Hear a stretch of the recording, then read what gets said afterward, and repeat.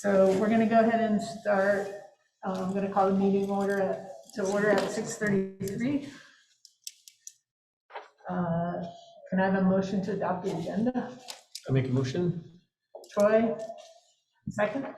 I'll second. Erica, second. All those in favor? Aye.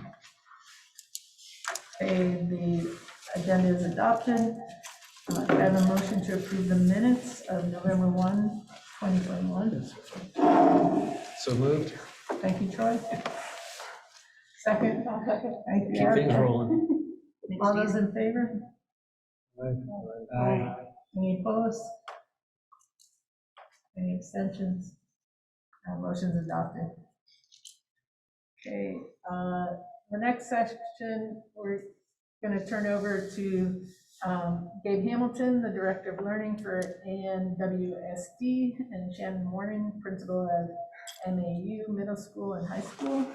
They're going to discuss educational opportunities and challenges. Have you guys determined who's going first? We're co-presenting. Yeah. You're great. Would you like me to come to the table or? That makes sense. And I will share the slides through the Zoom.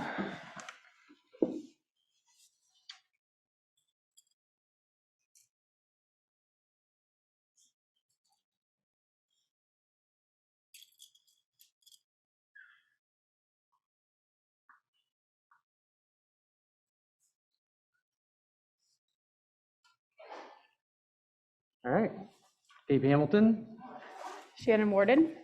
thanks for having us today.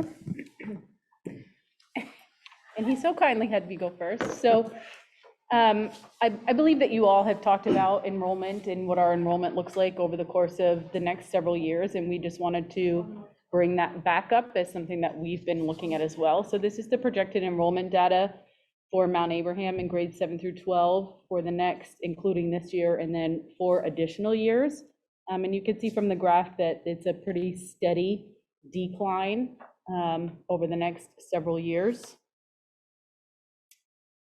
There's a link here to our program of studies if you're interested in seeing what all of our offerings are made. If no changes are made in terms of a merger or looking at ways to share resources, we are looking at continued cuts of teachers through reduction in force and or attrition, which we have already been doing, not refilling positions of folks that have left or retired. This can lead to limited program offerings, loss of programs, increased class sizes, which we're already seeing in some areas, and creates a number of concerns, specifically in performing arts, elective offerings in our core content areas, the Department of Design Technology, world language. We've already phased out or in our last year of phasing out Latin and going to 2 languages. Further cuts would limit our ability to offer world language for middle school and other extension opportunities for our middle school students, previously known as exploratories. So similarly for Virgins, looking at the same type of data for grades 7 through 12, you can see a similar trend in decline starting with this year and moving out the next 4 years. And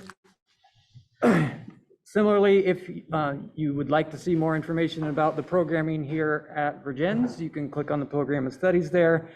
But ultimately, continued cuts, as Shannon described, would result in limited course offerings. In some cases, programming might become threatened. Some particular areas of concern for us here in Virgins are performing arts and music programs. Personalized learning and electives tend to get hit harder. World languages is another concern, and then our AP offerings, which have already been kind of hard to offer due to low course requests. It's been hard to offer a robust menu of advanced placement courses.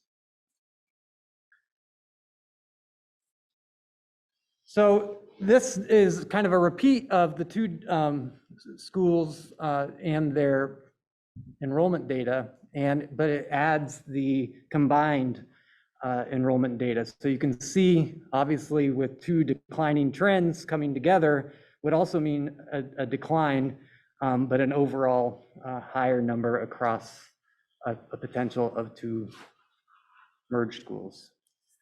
Which leads us to looking at some of the benefits and challenges that we might face in looking at a potential merger. So we wanted to provide you some context of some side-by-side comparisons.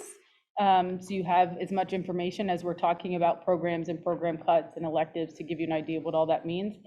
So the first piece of information that you need to know is what our graduation requirements are and how aligned we are in some areas and not aligned in others.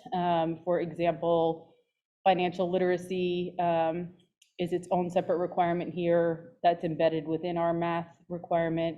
We require completion of a PLP with a presentation during the senior year. Regens is not quite there, and those are some of the kind of the bigger ones. But there are a lot of similarities, and just some of the numbers are a little bit different in terms of electives. Yep. Can you just tell me what a PLP is? Personalized learning plan. Thank you for the question. So, oops, it's weird. It switched on my screen, but not up there. There it goes. All right, just a little delay. So in terms of course offerings, so these are, this is basically in looking at the program of studies for the two school districts, specifically for the two high schools. You can see that by those same areas for the graduation requirements, there's differences in the number of offerings already that we see, based in some,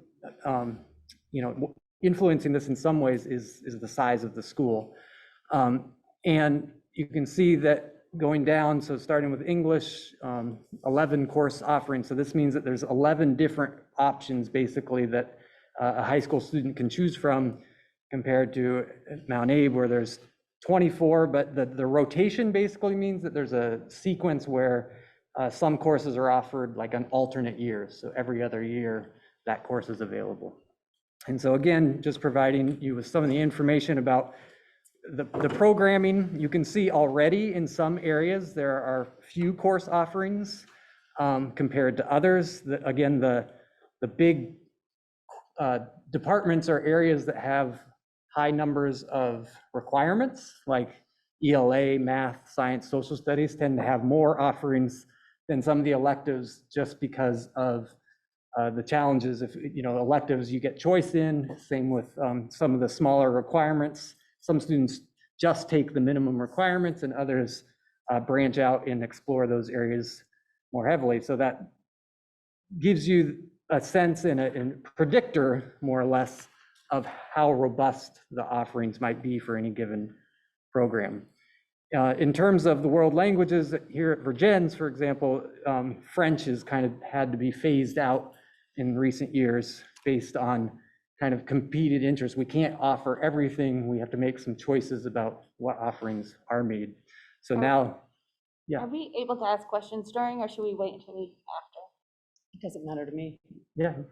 Okay, because I just see some errors here, like social studies, I know rotates some, and I know like French, so when are these like next year? Like, I know we have French this year, just one class or two classes, like, I just want to be very specific as to where this data is coming from and which year we're drawing this data from. This is just looking at the current program of studies and what is described in them.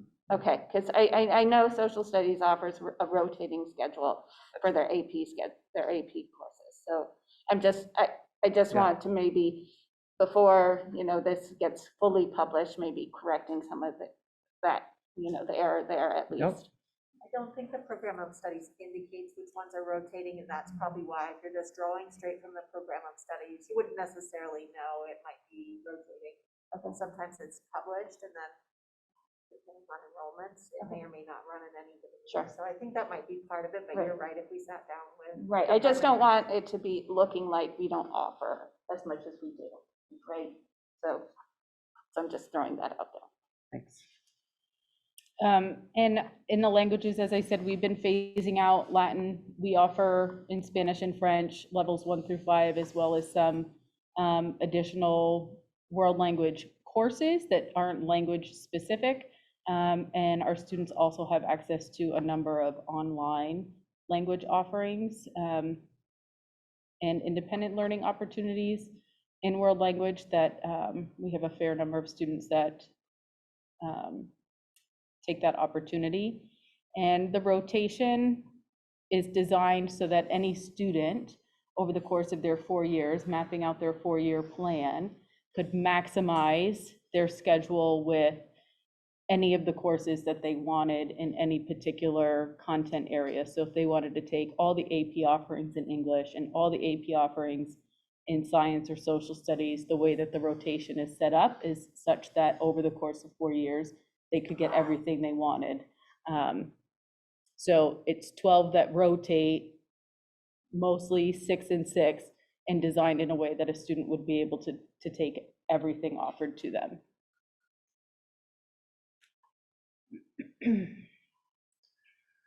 So again, this is just kind of looking at current enrollments and averages of classes across these different content areas. So I'll just give you a sec to look at that. And this data is based on students in the seats this year.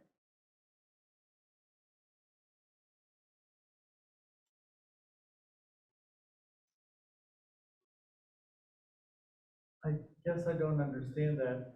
Math, there's only 18.9 students at MAU in math per class. That's the average class size Okay, and how many classes are there? offered right now in math. So I will give you courses, which doesn't equate to sections. So for example, there's 1, 2, 4 sections of integrated 1 math, but that's 1 course, but 4 sections to get everybody in there. So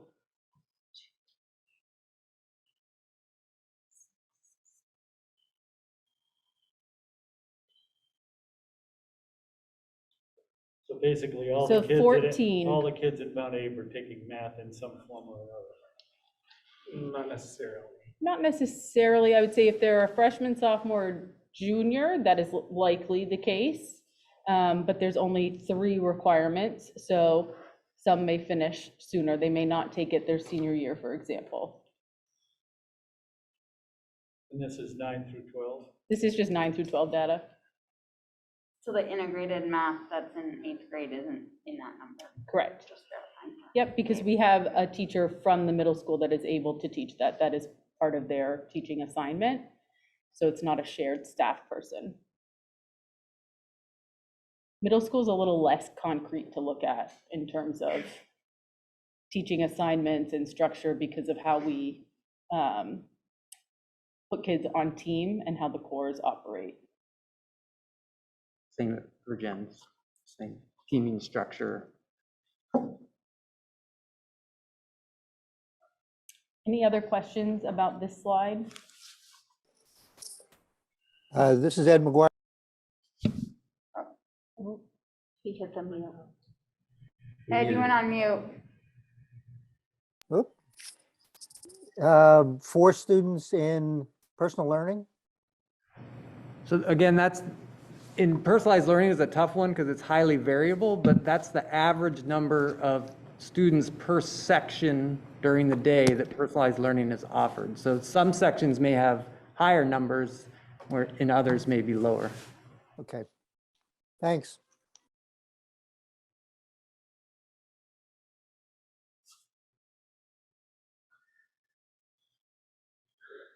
So in kind of thinking about, you know, pros and cons, so we have a pro on the left and a delta on the right. We kind of broke things down by these big areas, if you will, of enrollment, class size, staffing, and programming. And Shannon and I talked through, you know, kind of the pros and cons of merging what that would mean as a potential pro versus a potential con for each of those.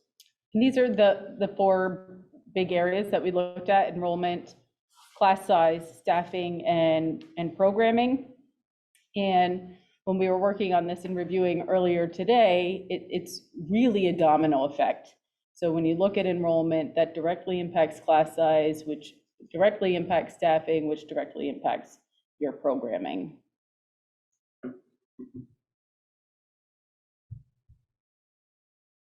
So the way that we schedule classes and we determine what runs and what to offer is based on enrollment. And that enrollment includes students signing up for the classes that they want. From there, we get what we call a course tally, and it will say there are 123 students who want to take biology, for example. We then have to determine how many sections are we going to offer of biology that we can staff and that have manageable class sizes. And we do that for every course in every area. And the ones that are lower enrolled, we don't run because it's so few students, and we try to meet their needs in another way. So there are those areas where we really want to run something, or it's on the cusp of being able to run it or not run it. And if there were more students signing up and saying, I really want to take this class, the better chance it has of running. And if we are pooling our students together, those numbers will go up in classes and we would be able to offer more. So if I can use the word classroom teacher, which I'm not sure that how applicable that is to your data, how many classroom teachers are you projecting to change or reduce from current staffing levels to the merged staffing levels? Depends on the board's recommendation for budget. Well, you've made some assumptions here. Are they based on having the same number of instructors as current? So a year ago in September, Stephanie Taylor and I worked on some projected staffing and what that could look like in terms of if we merged, would we need additional PE teachers, or could we have fewer PE teachers? Would the science teachers that were assigned to high school at both schools be adequate or too many?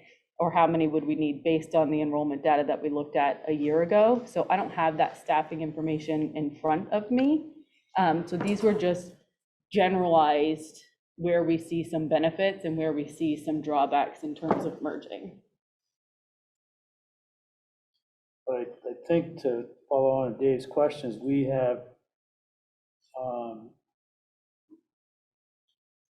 it's been inferred, or else we are assuming that there will be some efficiencies and it would affect staff at some level. It would not go up, it would not stay the same, but it would likely decrease at some amount. Yes. Yep. And I can quickly see if I can pull up some of that data.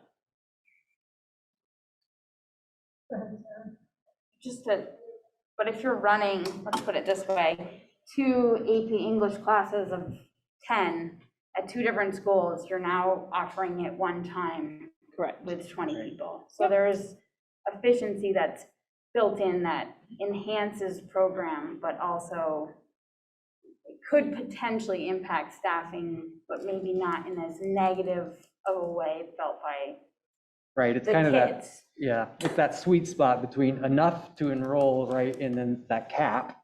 Right. It's that if you have a low number in that range, you're absolutely right. You can pool students together to offer the same experience with fewer per pupil teachers, essentially.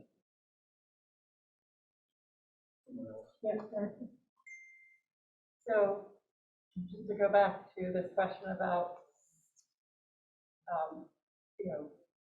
hate the word efficiency applied to people because it's not humane. But if we're talking about, well, we get savings by merging because we have to hire fewer staff. You started this whole presentation by saying you're gonna have to cut the number of staff anyway, if there's no merger. So I guess, I don't know, is there, the question then becomes, and this isn't necessarily for you guys, but for us to think about, are there gonna be more cuts without merging because the schools will be, less financially stable, or more cuts with merging because we'll be able to get rid of redundant classes? I might offer even a different perspective. My assumption is that reductions in spending, whether that's positions or other things, reduction in spending would need to happen to get tax rates and budgets to be accepted by the community. To me, the question is what's left after those reductions are made. So it's not so much how many positions in this version or that, it's so much what's left intact in terms of programming and support for students after the necessary changes are made. And I actually found a document that it's dated now, because as Shana mentioned, it's probably close to a year and a half old at this point. But at the 9-12 level, and again, this is really just to put in a ballpark, the anticipation was somewhere around 22.9 positions could be reduced while slightly, but increasing program offerings. So again, that's a difference. So the reductions have to be made. What's left at the end? What would be left in this scenario is similar to slightly enhanced program offerings. And that's 9-12 with another 8.5 positions or so at the middle level. Jill? I'm sorry, Tracy. I just wanted to, back to the AP English example, where we talked about 2 classes of 10 students at 2 separate high schools. Those typically singleton course opportunities are really challenging at the high school level, in my experience. And it's not necessarily possible to schedule all of the singletons at separate times so that there aren't conflicts. So although 2 classes of 10 might not be your optimal, if you started with that as an assumption, what you might find is there's more students that would be able to take those if there were more opportunities in the schedule and they didn't have to choose between AP Bio and AP English, and they wanted to go into medicine, so they had to prioritize AP Bio. So that's part of the, the challenge of small schools and small scheduling that can be layered on to thinking about the opportunities that are available. It really forces students to have to make choices, and sometimes really hard choices when they're looking at maximizing their high school experience if they are in particular going on to further education. Right. So there's almost multiple levels of, are we going to have access to those opportunities at all? Are we going to have limited access, or are we going to have access where students are more able to make choices about what kinds of pathways they want to pursue when they're in high school?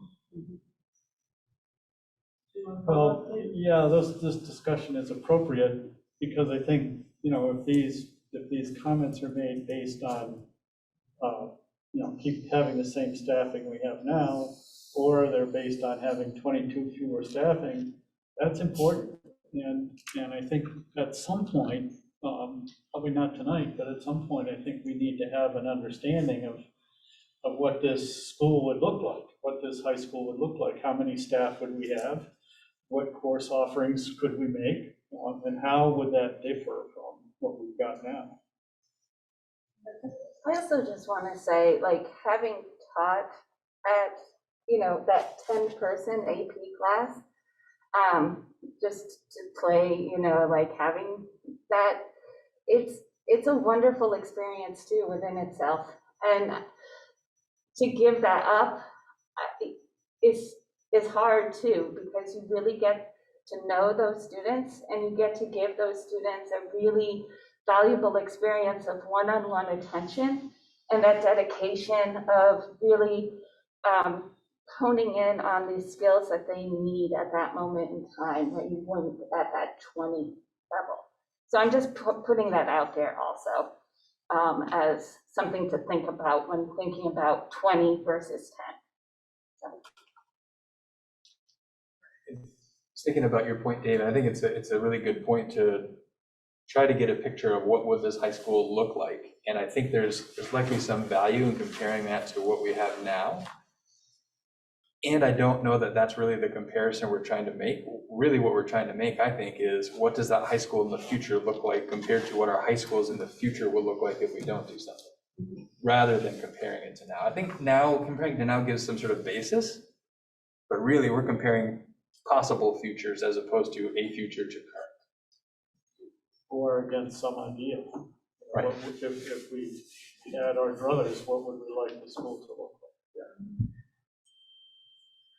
So it feels like we're finally getting to the conversation. I've been asking myself over and over, like, what are we supposed to do? I've been coming to these meetings and we've been talking, and it feels like where the rubber hits the road here, if we're trying to really represent to the community why we would recommend something one way or another, this is it. Like, what are the pluses and what are the minuses? And if you're talking about programming and what we want a school to look like in the future for all of our students in these communities, that's a vision and sort of goes back to what we did in the circles where we talk about our values.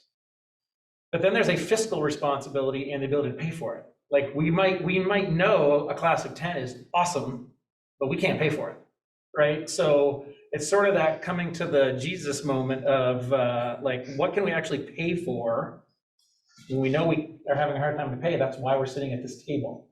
Otherwise we wouldn't be here, because there'd be plenty of money. We wouldn't be having this discussion. So I feel like this is where we hit, right? And the number one most expensive thing in everybody's budget is the humans.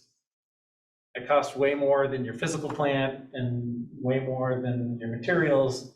The humans are the most expensive resource. And I'm a human resource. I mean, we all are wherever we work, right? So I get that part, and that's where the discussion gets difficult, but I think that's the discussion we're really having is how do we get to these efficiencies to create a vision in a place that we feel really, really good about as all of our community, to create something that we feel really, really good about that still meets the expectations needed around fiscal responsibility.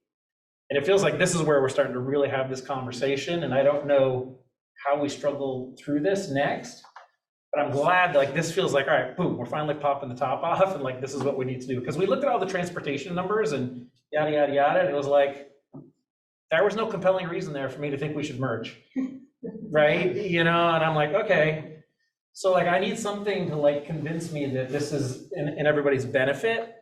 And I feel like this is where we're gonna start to really finally realize, what can we offer our students at a cost that we can afford in perpetuity for a while. So we're not constantly eliminating courses, adding courses, eliminating staff, adding staff, that there's some continuity in programming. I don't know, I'm excited for this part of it, even though it's hard. I would add that there's an equity lens as well to look at. You know, as administrators, when we're looking at the master schedule, we often have to make really hard choices, and that may be running a class of 10 for AP students or running some sort of intervention for students who are struggling that can meet the needs of more students. So there are competing needs that sort of overlay all of this, and we're often faced with those decisions that don't feel good as administrators because they often feel inequitable, because we have students that aren't meeting their proficiency levels, so we're pouring resources into them. But we have students on this end who sometimes then don't get their needs met, which is to push on and push further because of the competing needs. But to be able to pool resources would give us more equity across the board because we would have fewer competing needs. So I think that that's important to think about as well when you're looking at programs, is that you're looking at programs for all students and what that could look like.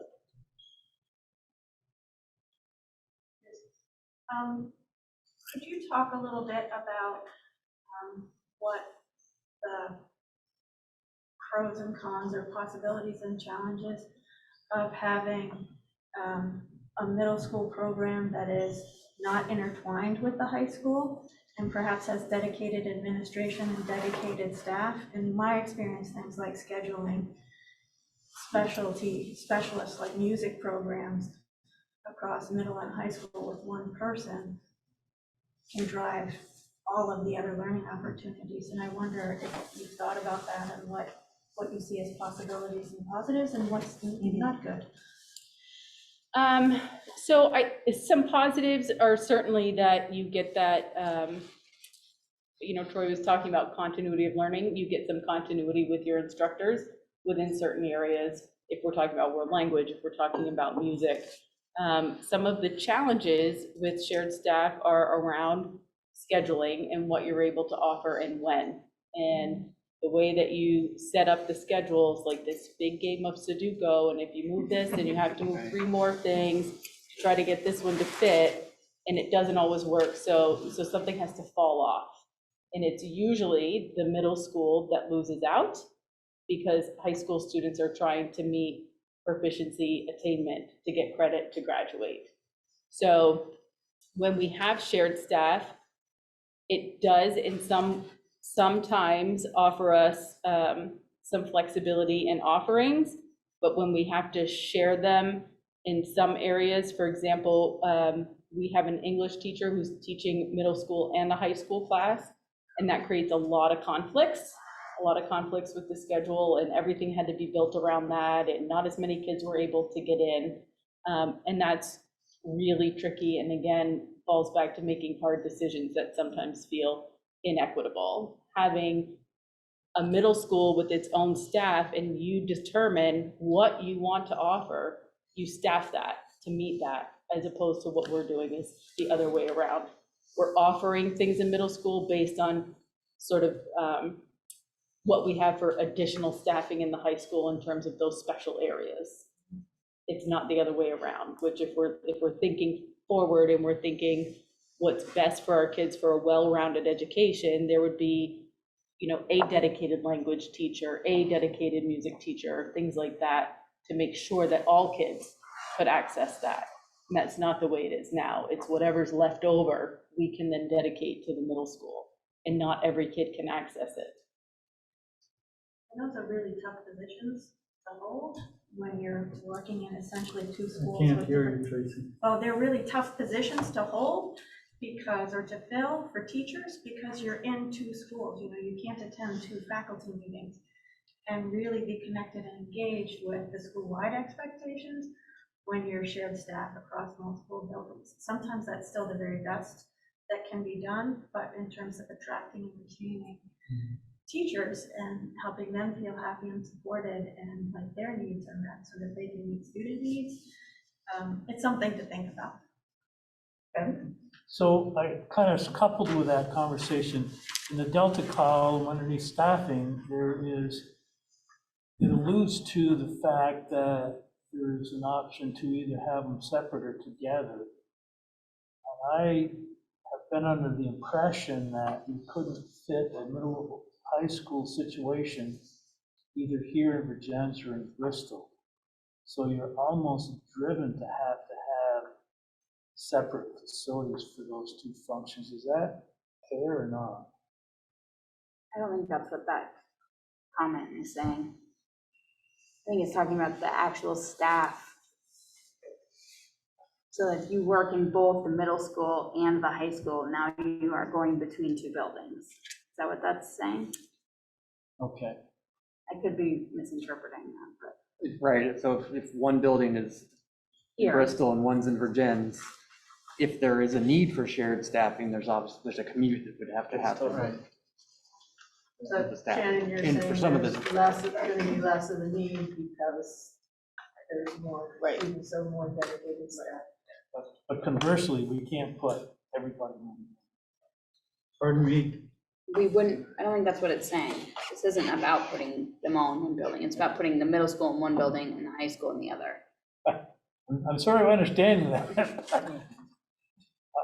So from a staffing point of view, I'm sort of also reading in there that it's alluding to the fact that if you had all the people in one building, there's some things that you don't have to deal with, but I don't believe, I'm just bringing it out to state, maybe it's stating the obvious, but we aren't in a situation where we can put everybody in one building. I don't believe. I Oh, think Mount Abe, 7 through 12 in one building? Mount Abe has had in the past just under 1,000 students, 712 in its facility. And if you look at the enrollment projections in a few years, it's going to be just under 1,000. So it would be full, but there's historical evidence to suggest that Mount Abe can hold that number of students. I don't know about Virginia. What is the capacity of the buildings? Just pull up the NASDAQ study. I think NESDEC said Mount Abe was right around 1,000. which It is also what we had. says, though, to like plan on not filling to capacity, right? Like, Yeah, I just, 10% we haven't ever buffer or something. discussed the capacity of buildings and what is. I will say, because I was hired to Mount Abe right around that time, and at that time, you know, we had some like trailer classrooms that have been removed since. We also weren't able to schedule every kid into a class, so even ninth graders had unassigned time, free blocks. And because we didn't have the space to put them all in a class, and I really wouldn't want to go back to that. I don't think it was good for kids that age to not be in a class learning somewhere. Oh. I think when our boys went to Mount Abe, there was around 850 students there, and they didn't have to use a trailer, so I think that might be a more realistic number to work with. And then if we add if we make a middle school, which is 6 to 8, all of a sudden you're increasing that over what, a 7 to 9 population that we're looking at right now.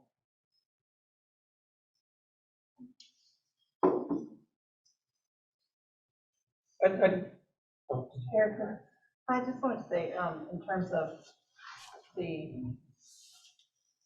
advantage of having a separate sort of complete middle school, reminded me of one of the people who was in my group at the last meeting who had been a teacher, and her perspective was that when she went into a school that was a little bit larger than her previous school that she'd been teaching at, it was much more rewarding for her because there was a whole team of staff there with her. There was more opportunity to get feedback and to share ideas and to work together.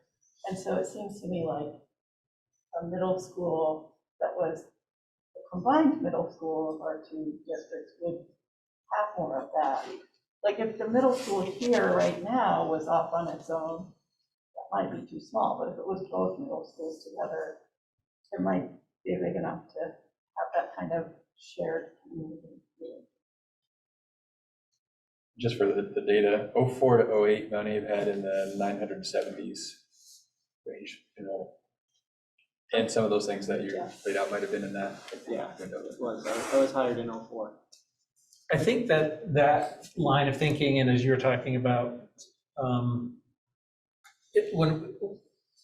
as we do think about the future, as Patrick said, like in terms of just retaining staff, attracting staff, professional development with your staff, like to be able to think about appropriate thematic units or whatever our vision and mission statement for the students are, like in light of what's ever happening in the world, like to be able to do that with a group of kids who are all very close in age versus trying to straddle and commingle buildings, like it's a huge difference between an 18-year-old boy and girl and a 12-year-old boy and girl, as we already know in these buildings, which has for a long time been a question of whether we should be doing it at all, but it's been what we've done. But in some ways, I think one of the pluses is to think about what are the huge advantages potentially of having a program and a curriculum and a whole mentality that is geared for that group of students, and not, you know, sometimes you used to go to the game and your kids were wearing the varsity uniforms from 8 years ago. Like, that's not thoughtful planning for a middle schooler. That's just, oh, that's what's left over and that's what we got. And so to have students at that age be a priority and really have their own space and place, I think would be a huge benefit to all communities. And there could be a huge amount of potential there, you know, having their own play, having their own, like, all of their own stuff, it's theirs. It's not just, oh, I'm a middle schooler added into the big play as an extra. I mean, that's only one example, but there's many. Sarah, before I go to you, did you guys have more to present? No, I think we Okay. were just to questions. Great. Q&A, which, I just wanted to make Yeah. sure. Go Thank ahead, you. Sarah. Something that I would, regardless of what occurs, that I appreciated I went to Middlebury when it was a 7 through 12. And I had 3 credits when I went into high school. And my own kid is in 8th grade and will potentially have 2 credits when she goes into 9th grade. And that appeals to me to kind of maintain some things like that, because I think it really helps with, one, the PLP and what you could be doing to like kind of individualize what you did later on and where it's appropriate in different areas. And so working in a district that doesn't have a 7 through 12, none of our students come in with any of that kind of experience. And there is something nice, and they're all coming from all different 8th grades. So in some ways, our 9th grade is like a middle school. And I like that we've at least had some kind of a middle school experience going into the high school, but there is a nice like flow and transition straight to the high school. So that would be something I wouldn't want to lose, I think, when I say that out loud, is just a little bit of that continuity that I think is actually in our 2 school systems. And I think a lot of that can be addressed in the logistics of the programming when it gets mapped out, as to if that is a desire of a designated middle school, regardless of where it exists, just conceptually middle school, that there be some higher level offerings that were credit bearing or that students could attain proficiency. It's a matter of those teachers working with the teachers teaching the same course at the high school level to align their proficiencies and their expectations, calibrate their scoring so that that could still happen. It just takes some collaboration on behalf of the teachers. Another way to approach that is, and I think, you know, we've already had great suggestions in terms of moving 6th graders into the middle school. Where I went to school in the Midwest, there was junior high was 7, 8, and 9, and then high school was 10, 11, and 12, and that would give high school credits to middle school students. You know, so how the grade configurations work, I know that's very anti-Northeast to think of it that way. That is a possibility. Just wanted to check, Sheila, were there any questions? Yeah, I or had anyone asked a wants to question speak? about building capacity, which I think was partially addressed in Patrick's comments, and I was just trying to scroll through our NESDEC study, so that I could give the accurate figure. You talked about how many were there, but what did NESDEC say about capacity? I think ours was 876, I think.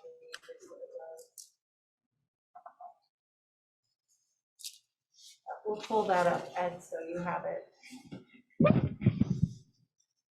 And anything else from anybody, any of the members participating remotely? Did you have any other questions? Okay, great. Erica? I just have one embarrassing question, which is because I didn't do my homework. And I honestly don't know, is there a separate building for the middle school, Monty? Or is it all in the same building with the high school? We're all in the same building. Okay, thank you. Separate wing, Okay, similar to similar here, right? Okay. Sort of, yeah, for the most part. Lots of shared Ish, yeah. Separate. A lot of high school in the middle school. There's no Yeah. separate gym. or cafeteria. Somebody shared around, I'm trying to find it, but there was, it was an article that was about K through 8 schools. And there was some compelling stuff in there, I thought, about schools in Chicago that were moving away from middle school model, like, typical 5 through 8 configuration, towards K-8 schools and seeing some really good results for it. And I won't get into all the things of why that may be better, but I think it's something worth considering. And I'm also just curious, like, what would an option like that look like in a merger for our school? All right, thanks. Really appreciate you guys providing that information, really helpful to all of us. You're welcome. And we have the capacity information here. We just found it. Go ahead, Patrick. So for Mount Abe, so NESDEC talked about the total capacity. And then as Sheila mentioned before, they recommended, like, don't plan to have that total capacity because you're going to be really bursting at the seams and there's no room for anybody to move in, et cetera. So the total capacity, according to NESDEC study for Mount Abe, was 1,338. Backing up from that, All the schools together? Mount Abe, Oh. middle high school. That's with the current, Patrick, with the very current configuration of classrooms and spaces, or has anything been remodeled since then? No, so when they did this study, the trailers that were referenced weren't there. And of course, that middle school addition has been there, so it's as it sits currently. So what they're referring to as the real operating number to work with, which is less than that full capacity, would be 1,003.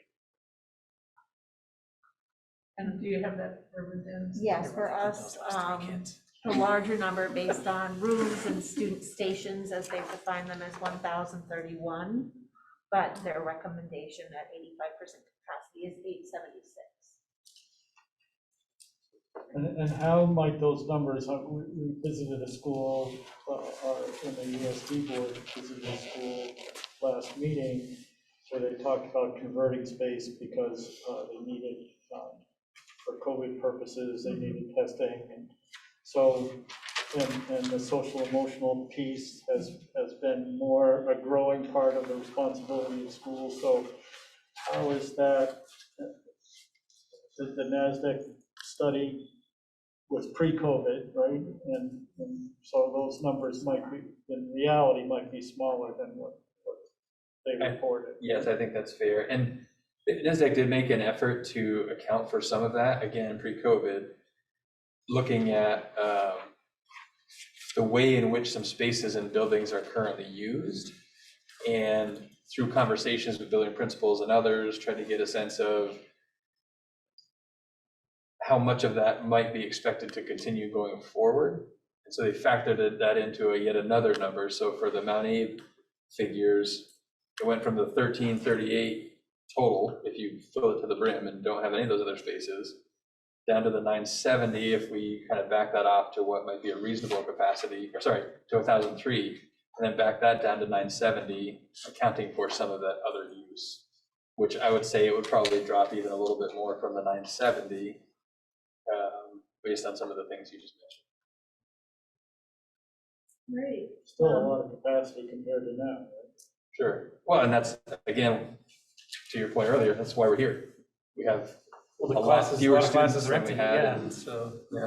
I was just gonna bring that up, that like, as someone who works in a high school where we're at rather capacity, I'm in 4 different classrooms, and all of my classrooms are used, they're not mine, are used every single block with someone in a group of students. And so that is a really different experience for a teacher to not have their own classroom versus in a high school where you could have your own space, and there are teachers in our school that have that, but in a science room, there's not many, and and our kids are not in class all the time. Because it's not just a building capacity, it's a staffing capacity about where they would be. And so we have to account for that as well. All right, we're gonna take a 5-minute break, and when we come back, we're gonna review and try to synthesize the material from the community forum and the survey information.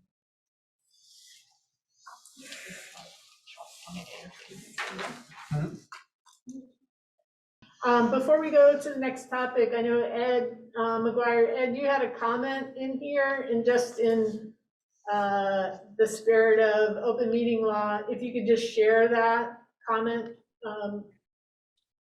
with everyone. Well, I said that I really feel that the 7-8 model that I experienced firsthand was the best way to transition 6th graders to the middle school and 8th graders to the high school. It has changed a lot over the years, but we adapted it. The number of teams depended on the number of students, the shared staff, all of that did work, but it was tough. Ideally, the middle schoolers would be in their own building. Mixing with high schoolers, we used to call it trolling. 18-year-olds, 17-year-olds mixing with 12 and 13-year-olds isn't always the best way to do things if you can avoid it. Thanks, Ed. All right, I'm going to turn it over to Tracy to go over the next agenda item. Okay, I'm going to attempt to share my screen. So,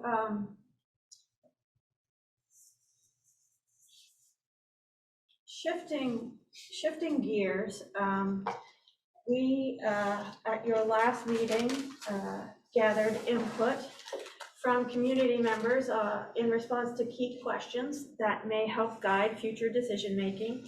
And we followed up with an online survey so that anyone who couldn't attend could share their voice, and anyone who had more to say than they could share during that forum would have an opportunity to add to what they shared in person.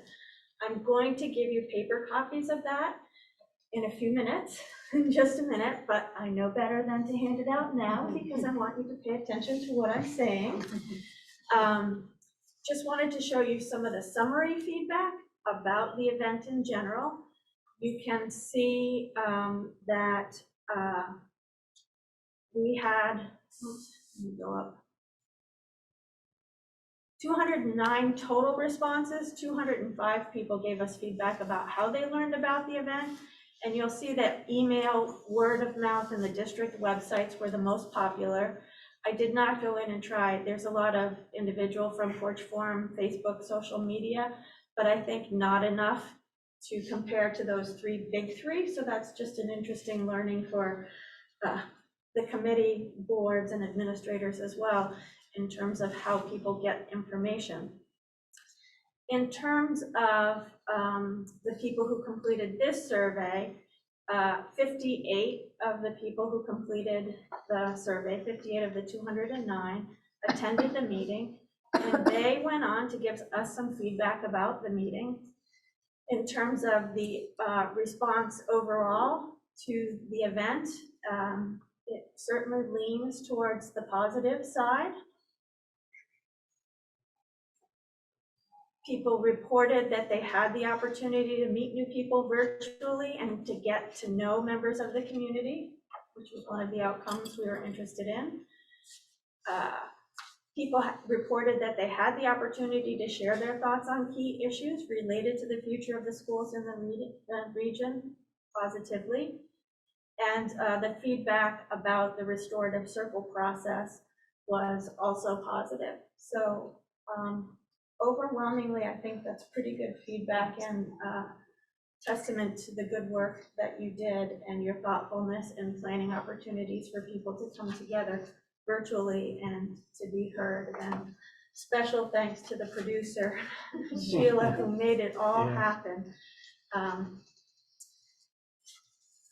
I am going to hand out hard copies of the narrative responses that people typed in the rest of the survey. There were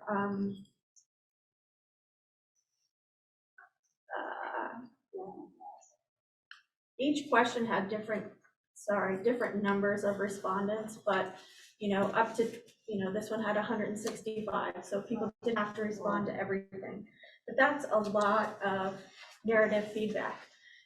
We will mail the hard copies to those of you who were not here. I am handing them out in hard copy because it's a tremendous amount of information. And I have not screened it for any information that might be personally identifiable about an individual student or something that might be evaluative about an employee, neither of which we should be sharing broadly. So I ask you to handle this information with care and just be respectful, given that it's not been redacted, if that kind of information is included. What I'd like to do is, Point of order, yes, if you hand that out, doesn't it become public information and anybody can actually request it? they could, and then I would have somebody put the time into redacting it and sharing it. You'd be permitted to redact it even though it was presented here non-redacted? That's what we would do, yes. I don't know the rules, I'm Yeah. just inquiring, I don't want to Yeah. put ourselves at risk. I didn't see any. Totally fair. Okay. And Glory did read it in depth and doesn't see a lot, didn't see anything from her perspective that needed redacting, so thank you for doing that. I just wanted to be cautious and be respectful. Yeah, and let's make sure that after we do our work today, we collect those. So the work for the next chunk of time until about, somewhere I jotted a time, until about 8 o'clock. My hope had been to pair you up and give you each give it to each team one of the questions and invite you to choose one of 3 options, and I have kits for each question. One of 3 options to really synthesize the feedback that we got from the forums and from the survey. One thing that is in your kit is nearly 200 slips of paper with each of the comments on it. One strategy can be to just spread out and group the feedback into themes with the goal of synthesizing that into themes. Also in your packet is a complete copy of the survey results, an extra copy, which you can, and there's markers, and you could highlight and color code by themes and whatever method works for you on that. And the third option is there's just a tablet of paper and you can list themes as you go. You can also do a combination of those things. But the goal would be to spend a good chunk of time focused on one particular question and looking for the themes and synthesizing the feedback that we heard from the community groups. I also have for each of you the notes from that each group took in their breakout session in the forum, which you can peruse for your particular question. So there are 7 questions. And oh, yeah, sorry. Excuse me. There are 7 questions, and there are 4 pairs. You want to do 2 questions, or I was thinking it's quite a bit of information, 1 question per group. There's only 4 groups then. If we helped, and it was one of us, then I think we can pull off 7 groups. So, anybody want to come up and grab a packet and get started? We'll come back together at 8 o'clock. So excited. And be prepared to report out a little bit in a minute or so what the synthesis from your group looks like so far. And let's have a merger study committee member in each of the groups. Yes. So grab a partner. I'm going. And for at least one merger study committee member, Follow her. and grab a kit. Grabbing a kit. This is part of it. Yeah. Oh, Sarah. Oh, yeah, and then it's Sarah. So for those who were not able to hear the end of the work session portion of the meeting, committee members are going to spend additional time between now and the next meeting looking at the feedback that we received in the forum breakout groups and via the online survey. They will be reflecting in particular on specific questions, and at the next meeting, we will be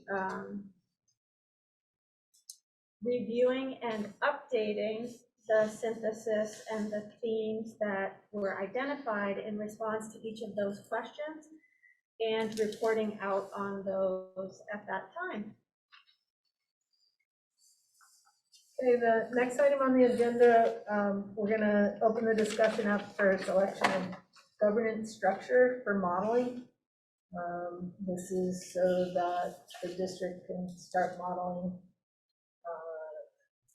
what we determine to be, as a group, the best structure. It's not set in stone, but we need to start moving towards modeling. For this discussion, what I'd like to do is have everybody talk rather than sort of jumping around. And I also want to make sure we get everybody, all the committee members who are on Zoom, an opportunity to speak as well. Kevin, you good to start at your end of the room on this discussion? Okay. And Could I- Tracy has a few words Just first. a few words. Really, what we're looking for is direction as far as unified union or a union high school or union school in a supervisory union structure. This We're- thing? Yes, and I was going to, So can you show us that again? I have it right here. The more times I look at it, the less confident I only know what they mean. Yeah. So looking at it again would be helpful. Yeah, really semi-helpful, I don't know. So the two options are, I'm just going to use, we had different versions of the two options, so I'm just going to use the two that are close in my presentation. One option is a union school option with a union school for some grades, and this one had, if somebody withdrew. But, so that's more of what I call the spaghetti governance structure.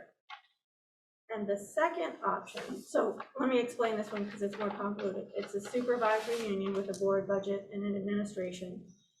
There is still an Addison Northwest school district that serves some schools and has a board budget and a budget. There's still a Mount Abraham Union District that governs and serves some students in some schools. And then there would be a new union district with a board and budget that serves some combination of grades. And in that soup, the State Board of Ed could add districts that might have withdrawn. So that's what this model shows. There's 3 boards. Not less than 4 boards in that structure, not less than 4. And remember, that's the one where I gave you a one-pager that said, these are all the things that make it a chicken and egg kind of situation. You wouldn't know what your supervisory union structure, for example, is until you'd already approved it and gone to the State Board of Ed. So it's a tricky one procedurally. And Tracy, are folks clear that means for budgets and for audits and? Yes, 4 sets of policies, 4 contracts. Not unlike our prior governance structure, Pre-Act 46. pre-Act 46, right? And so the second one is the Unified Union School District, where there's one school district with one board, one budget, one administration that governs and runs all of the schools of what is now both Addison Northwest and Mount Abraham. So one egg or 4 or more overlapping. And I want to be clear that this isn't a decision that you're recommending this, either of those options at this time. This is based on what we know, the option that we think best, that might best present, be the best alternative to the current state in the future is, which one of those, so that then we can dive into actually modeling it, creating the articles of agreement, and then doing the pros and cons and cost benefit analysis, looking at that proposed structure with your current structure going forward in the future and what you might recommend. Okay, with that, any questions before we start the discussion? Just to clarify. Yep.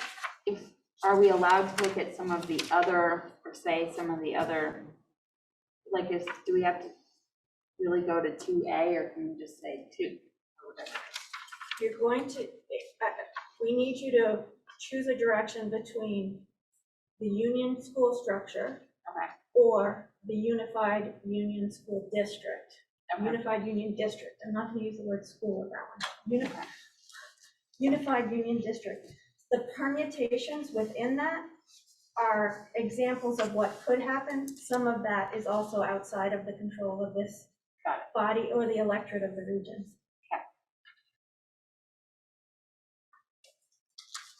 Okay, I would promote the unified union, the single egg. I think, and there's pros and cons to each, obviously, but I think the overriding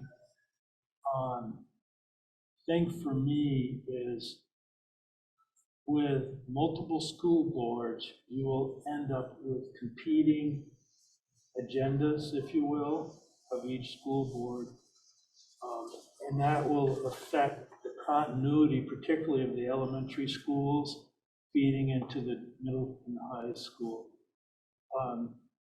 You know, there are a lot of people that think central office is too big now and it'll just get bigger, and that's a big problem. But I personally don't see that as an issue. I think that's a necessary thing to provide the continuity across what would be 10 elementary schools, to provide the best, most equal quality education at those levels to feed in seamlessly to a junior high and then ultimately to high school.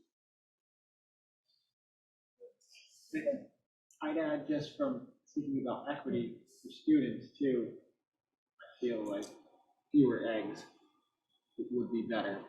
You could So, achieve that better. You want to? Same as Karen, I'd say I think it's called the Unified Union District with one egg. Yeah. Did anything else you want to add to that? You know, just that. I mean, I think sometimes you can have separate boards with competing interests, and you know, one thing that's important for me in this is equity for students across all the schools within the district. I think you're going to get that best with one body that's making the decisions with that as part of the mission. Yeah, I'd also go with, I guess we're calling it the one egg option. I see the ease of it and the clarity of it. Also, I think about if that's 3 boards and 3 different, would that be 3 different contracts across, no, just one contract? So each, Not necessarily. not necessarily for the teachers? It'd probably be one contract. If there's, There's the Mount Aid contract, the Edison Northwest contract. Not if we're Would you one- clarify that for me? In the one egg or in the And other? that's other. In the Oh, spaghetti. In the In the spaghetti, spaghetti. it would be multiple contracts. Yeah, so that's a no, that's like a really, that's a red flag for me, because then people, it would be very difficult for people, so there'd be competition there. And you wouldn't be, I just feel like it would be better under a one egg contract. Eggs or spaghetti is Yeah, really. really, yep, egg or spaghetti, that's the one. One contract per egg. Right. Mary, what are your thoughts? I'm in complete agreement. I don't want to see a situation where we have an A school and a B school. And we have some teachers that make more, even though we're all part of the same school district. It just doesn't seem like it would do anything positive. Erica? I also think that the Unified Union District model seems to make the most sense and to offer the most support to staff and students. But I worry also about having just one board. It might have to be quite an awfully large board in order to represent every town. It's a really big district. It covers a lot of ground. And so I feel like that's a challenge, but that would still exist even if it were separate boards competing against each other. So I just, like, my only hesitancy is I want to be really clear that for the elementary schools, if they're gonna be in your town, they're not moving anywhere, but you might have fewer people speaking on their behalf to the board. And we should just be cognizant of that. I would echo everything everybody said, and I think that last point is really important to think about. We would get control over what the board looks like, right? And the size, and I think clearly school districts are doing this already, and across the country, massive ones the size of our whole state. That doesn't mean it's better or right, it just means it's being done. So we can do it, but I think it's also important to remember who we are and where we are and some of those values and things we hold really important about our small communities, and keeping voice. It was very clear in the one question we were looking at that people really want to believe that they can trust everybody and that we're all doing the right thing and that there's transparency and there's really clear communication, and we don't want to lose that. So I think you can have one board, but it doesn't mean you couldn't have a whole bunch of committees. I don't know, like there's a lot of ways you can get input and get things to happen. But I think overall, logistically, why would anybody want to take a job where they're answering like no business would want that structure, and part of this is a business on one end to serve the purpose you're talking about, which was equity for all students. Right. And outcomes for students. And there is a business part of it and there's a human part of it. And we have to make sure we're answering to both of those.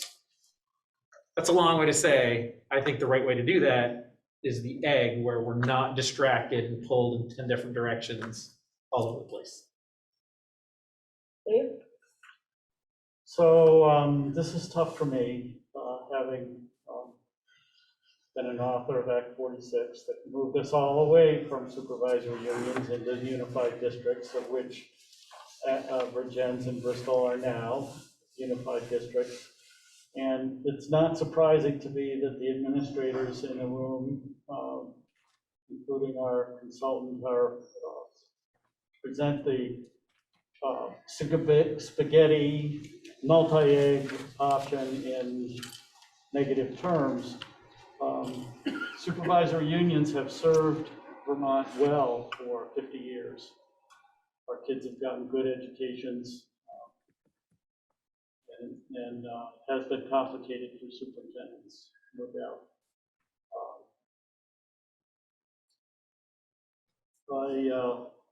I am very concerned about some students spending 90 minutes on a bus. Although a unified school district doesn't necessarily mean a single middle school or a single high school. I think the implication is that it means that. I think that the towns that I represented in the legislature and that will vote on this, 4 of the 5 towns in the Mount Abe district, feel very strongly about local elementary schools. And unless there were ironclad provisions in the Articles of Agreement that gave towns the power to keep their local schools, I don't think it would pass. I don't think the unified district would pass. I think the supervisory union offers the consolidation of the administration, 1 superintendent, 1 curriculum director, 1 special ed director. So there'd be the equity and the uniformity that we seek from the central office. Not talking about 10 boards, we're talking about 4, 3 directly related to schools, 1 elementary school board for the current Mount Abe district, 1 elementary school board for the current Jens district, and 1 higher ed, or secondary school board for the combined districts, and a supervisory union board. It is, no doubt, it's more complicated to administer. And there are definite advantages to uniformity in a unified district. And we've seen that according to our school reports here in this committee. We've heard that kids coming into Virgins High School and Mount Abe have more level and consistent readiness for the high school experience. That instead of being 5 schools going each with their own board in our district, it would mean 1 elementary board in Mount Abe, so we could continue to see consistencies and equity across our elementary schools, I believe. So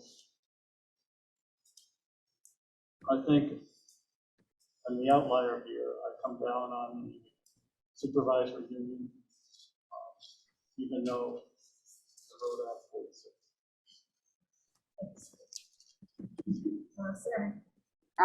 I like the unified union school district. I have always tried to think about all of the other things as like problems to solve. But when it comes straight up to a governance structure, I 100% think this is the way to go. I think that I like to look at it as a long-term solution to governance versus how can we make this occur. I agree there are some challenges that would need to be addressed to have the voting body, all of it. I think this was a good option, I guess, but I think this is a good option if I had to choose one. So that's my choice. Ed? Thanks, Mary Kate. As I put in the chat, I'm strongly in favor of the unified union school district. Simpler is better, in my view. putting the resources in the hands of the leadership to provide better program opportunities, learning opportunities for students is really where I'm going. And being able to manage that well is the key for me. Thanks. Keith?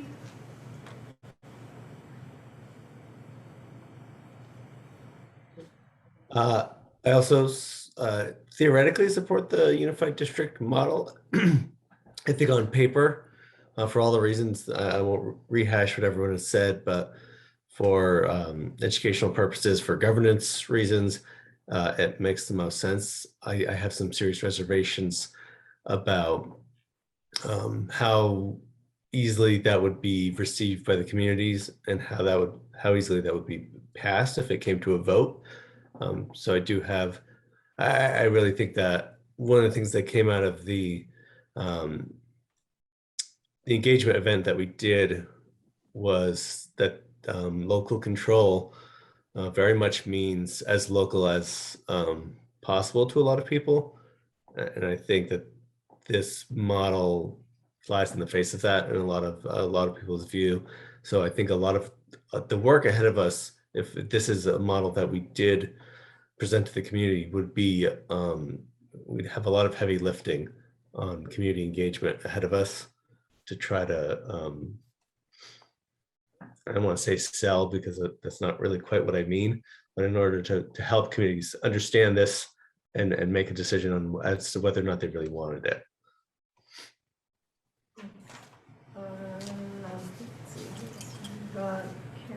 Carol?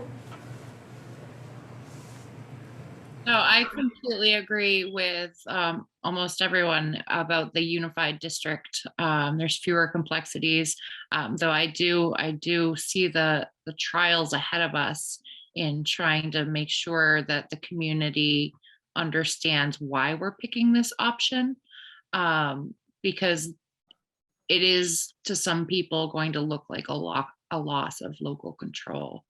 So we do have to be very careful in how we present this decision going forward and really justifying why it is best for our students. Brad, are you with us? Okay. Yes, I am. I'm here. Can you hear me? Yes. Yeah. I don't know. I'm experiencing a little bit of cognitive dissonance in this discussion. I don't know, and that's probably my limitation. But since I really don't have a good sense of what the it is when we are talking about the sort of an educational sort of configuration in the future, I have a hard time kind of figuring out which governance structure might make sense, because I would think that the governance structure would flow from what we want to do, as opposed to the other way around. So in some respects, putting up a question, the spaghetti system or the unified, single egg is a bit of a false choice in my mind. So I personally, am not prepared to endorse either of those options. Although if pressed, I think that my sensibilities would lean a little bit more towards the comments that Dave Sharp made. Thanks, Brad.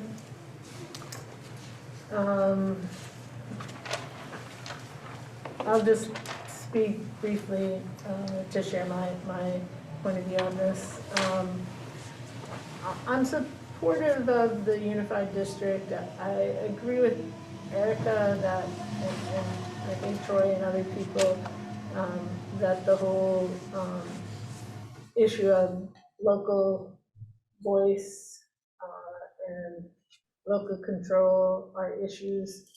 I see those issues in our communities being more about towns wanting to have a voice, and rather than the Mount Abe Union School District or the Regents District wanting to have a voice.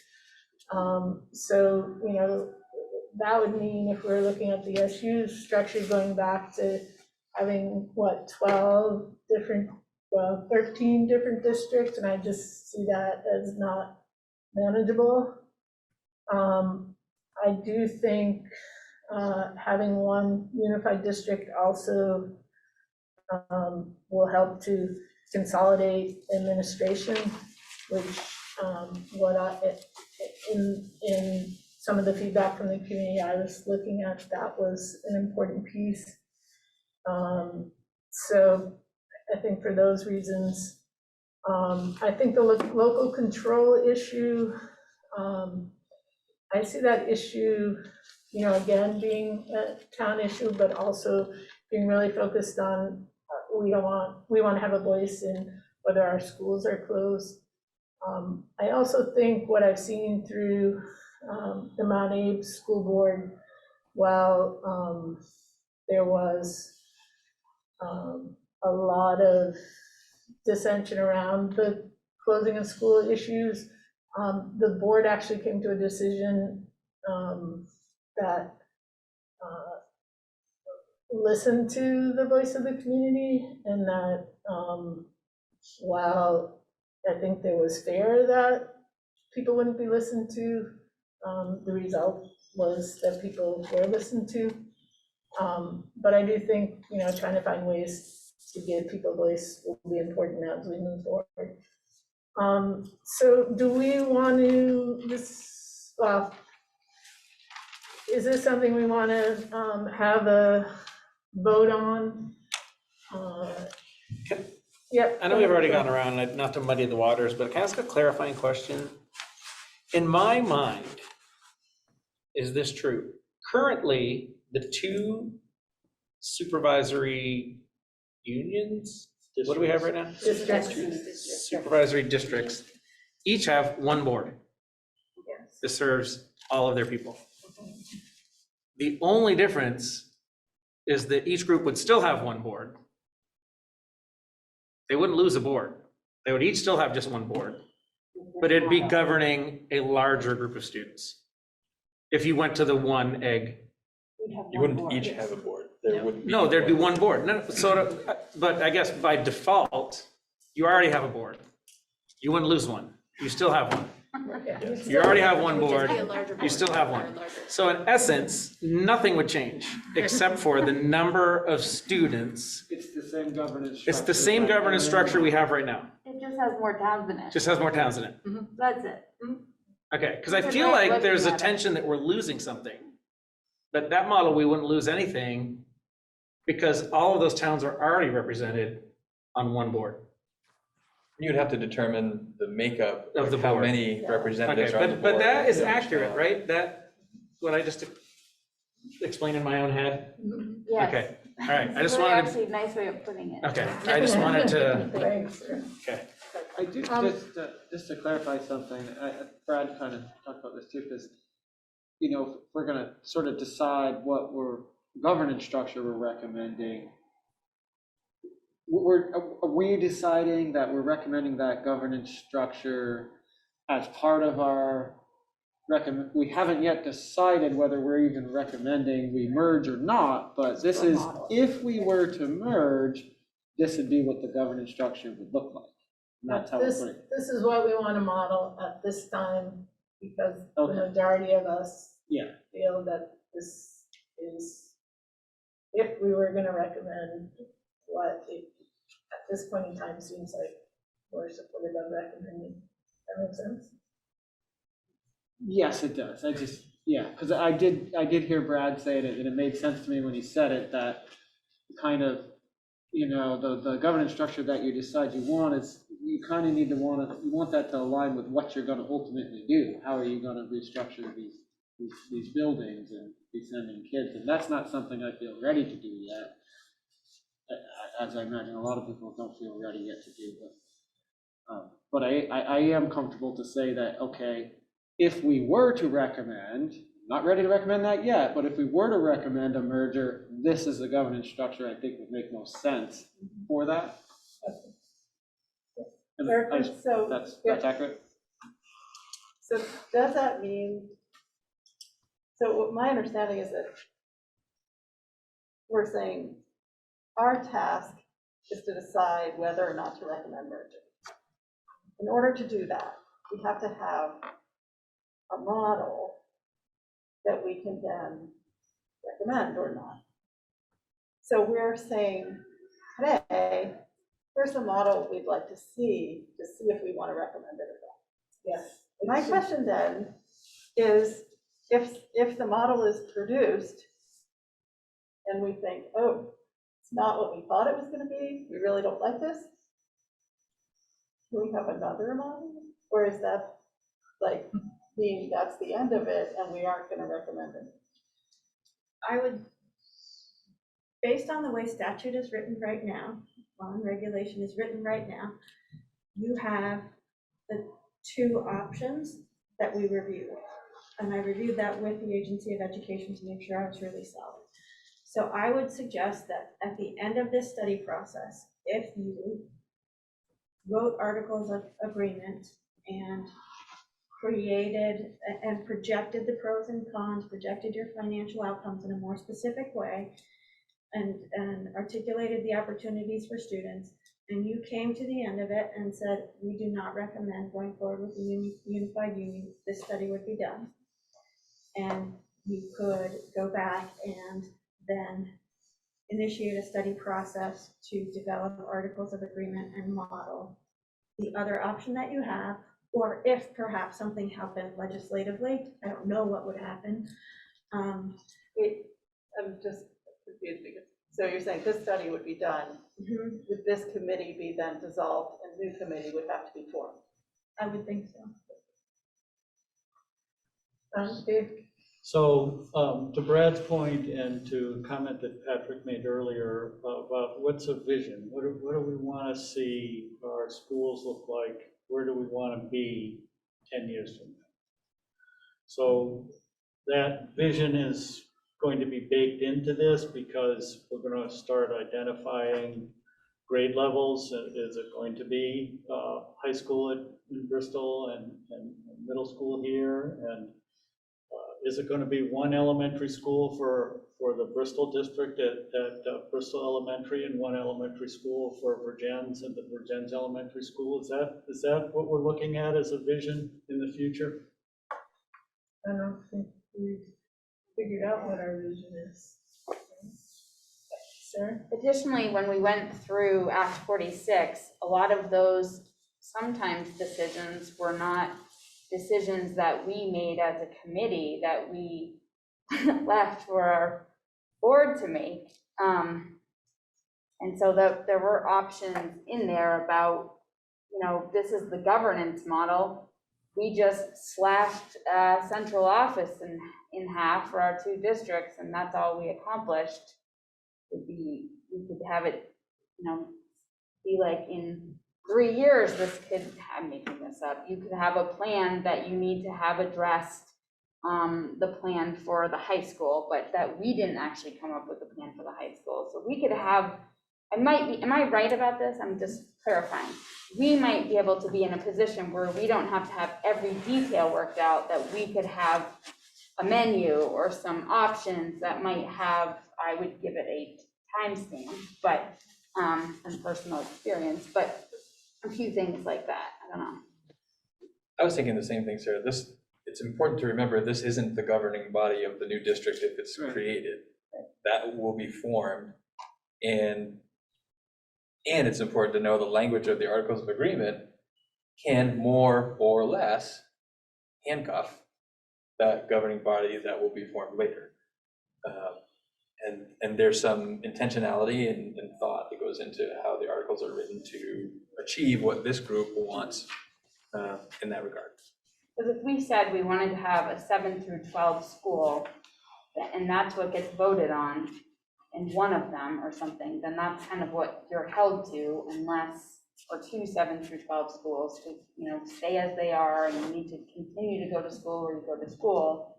You don't want to have that in writing for, like, whatever the word is, that means forever. Thank you, that's the word. Troy?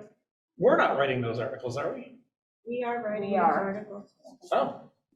That's part of what That's But why how we have the detailed the direction. articles are.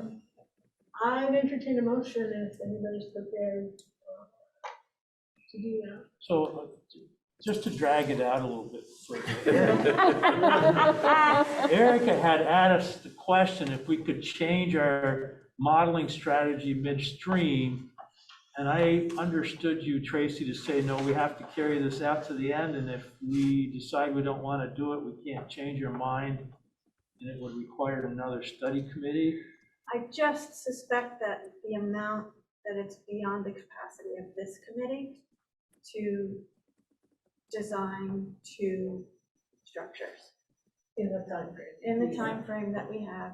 But I would think I don't think parallel, but potentially serial, particularly if we get down through halfway through this thing. And I can't envision personally, from my point of view, we would change our mind, but there are some reservations. Yeah.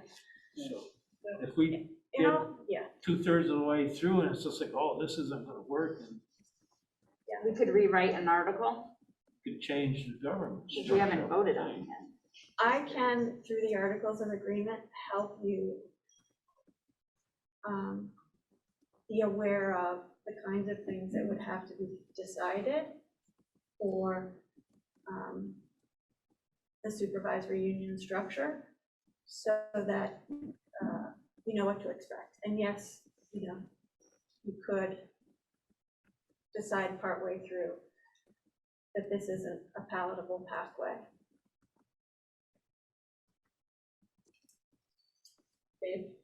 So I'm still unclear where we're going. We're not going to say, to Sarah's question, we're not going to design any grades going to any buildings. It's just going to be governance. Is that what the notion is? And then that new board is going to decide whether to have one high school and one middle school? We Or have are we to going to make decide- that part of our decision making? We have to decide those things, whether or not we want to have control or not, So we will be deciding that, whether to or not. whether If to we what? do- Whether to have certain grade configurations or buildings or those sort of things. Or to leave it up to the board. Okay.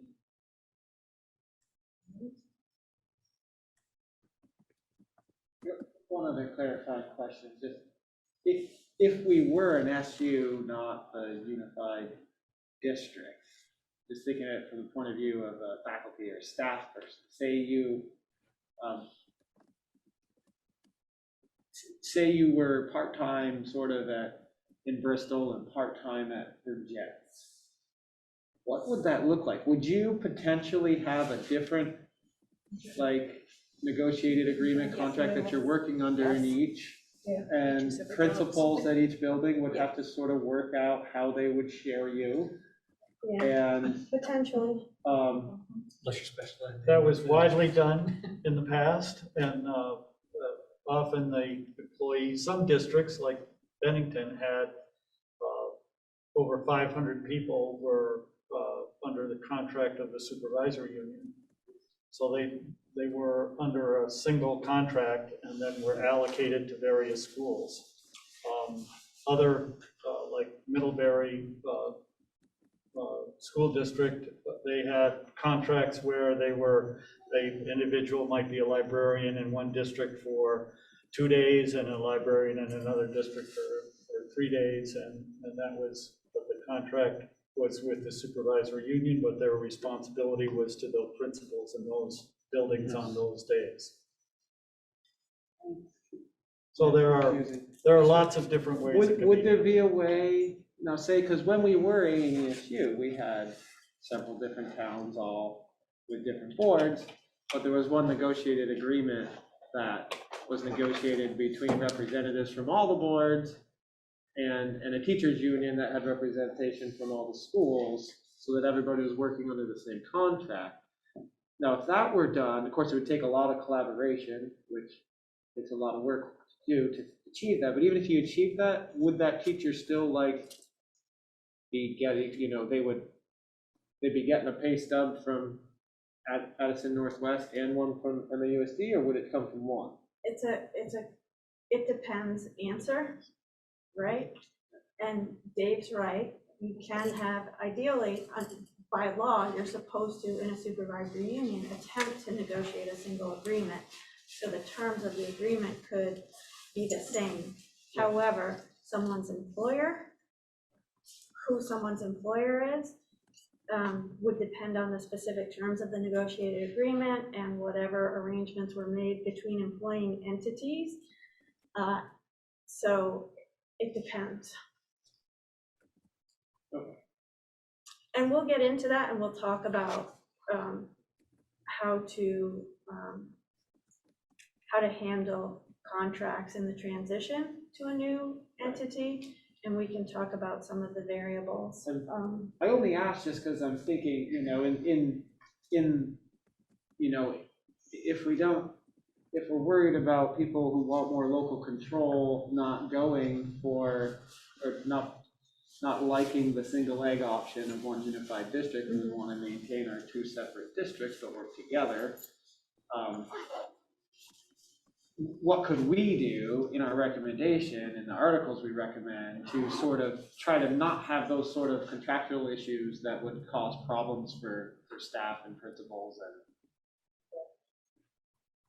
And I don't.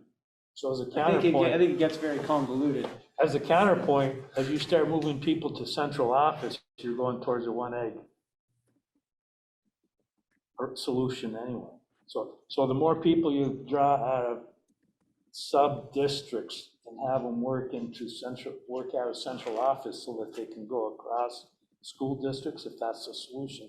You're just funneling part of your organization up through into the one egg solution. So you gotta watch out for that too. But special ed joined the one egg before we were one egg.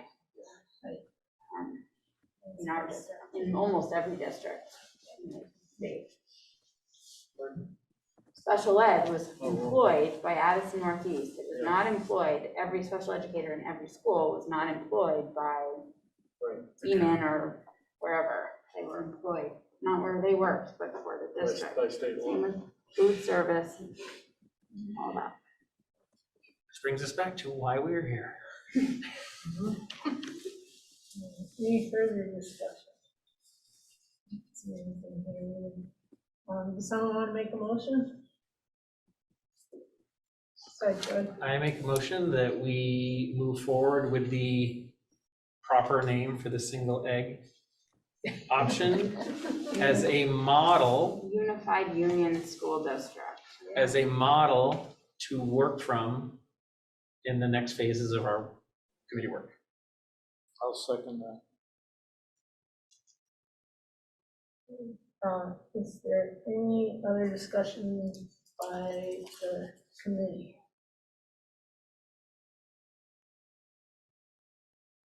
Okay, one of the things that we agreed to early on was before we took action on anything, we would also hear from anybody from the public who wants to speak. So it looks like Sandra Lee would like to comment. Okay, Sandy? Did you want to make a comment on this before we take action? Hey there, guys. Can you see me all right? Yep.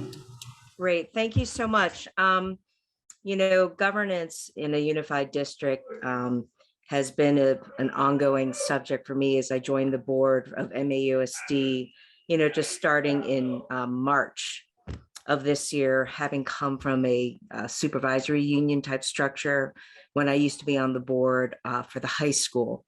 And I don't disagree that there's definitely ease of administration having a unified structure, but one of the ongoing issues our unified district has is not so much about towns, but really about our local elementary schools and the communication that is limited by having one board over both the high school and all the 5 elementary schools in our district. And so at our meeting in October of this year, Steve Rooney, together with Nancy Cornell, was on the agenda and presented a structure for local advisory committees and district advisory committees, something that had been recommended, it sounds like a few years ago when MAUSD was formed, and yet 5 years have gone by and that hasn't happened for MAUSD. So what I would say is that in your thinking about going with the unified district model, really to keep in mind how from early on, if you vote that direction, to make sure that those other mechanisms are truly in place and don't get just put by the wayside, because it is very difficult for a group of 13 to deal with elementary issues and high school issues and supposed to be trying to do all of that business for even. We lost you, Sandy. So just to keep that in mind, what are the other mechanisms that you can include and make part of your agreement, if that's what you go forward with? Thank you. Anyone else from the community? No hands. Okay, any other discussion among board members? All those in favor of the motion, and if we could maybe, I guess for, just because there's so many people who are attending by Zoom, committee members. So committee members, if you could, yeah, I don't think we can see everybody. Well, yeah, but like the digital version. So use the Yeah. thumbs up and You already have a thumbs up, yeah. You could use the thumbs up or the digital, and then Chilla can report out what those are. All those in favor of the motion, aye, signify by saying aye. Aye. That is thumbs up. Keith is thumbs up. Carol's Carol, thumbs Brad, up. no response. Yeah, she has. And Brad, I'm sorry. I was kicked off the meeting. Can someone tell me what the motion is? Troy made a motion to do the modeling for the Unified Union School District. And Kevin seconded it. Okay. Okay, all those opposed? No, No. Any abstentions? Okay, motion carries.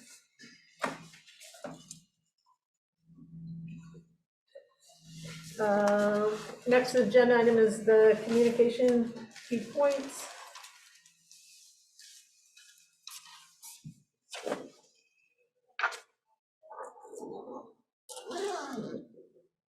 Well, we got a presentation on enrollment decline and forecasting, I guess, for the next 5 years from Shannon and Gabe. And they also had made somewhat of a pros and cons list based off of I'm gonna miss something, enrollment, staffing, programming, and impact on the menu of course offerings. maybe it was courses. So I would throw that in with programming, but maybe it's student size, class size, maybe that was it. Enrollment, class size, staffing, and programmatic. Brilliant. And mostly, I guess I don't want to say whether it was positive or negative towards the merger, but I don't think it had more opportunity, I guess maybe is the word I would look at, or less destruction. I don't know.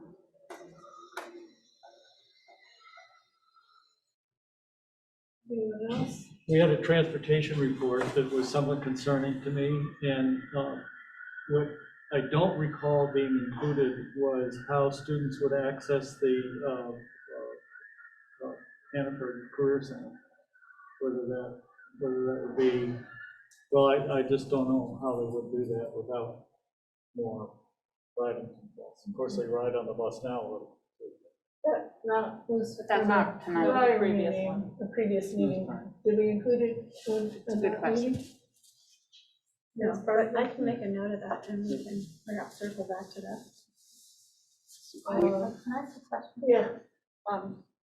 Will the slideshow that Dave and Shannon did be available?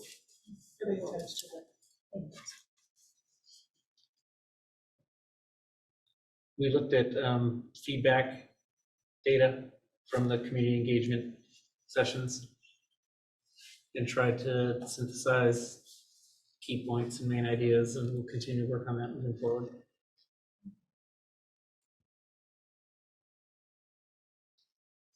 Anything else? We need a resolution.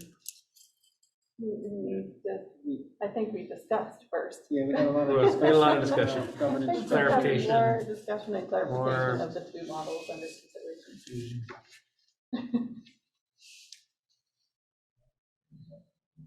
Anything else? Anything? Great, you good, Jason? I'm good. We put that together, all right. Any public comment? Seeing none, I'll entertain the motion to adjourn. Make a motion to adjourn? Second. Yep. Kevin, all those in favor? Aye. Opposed?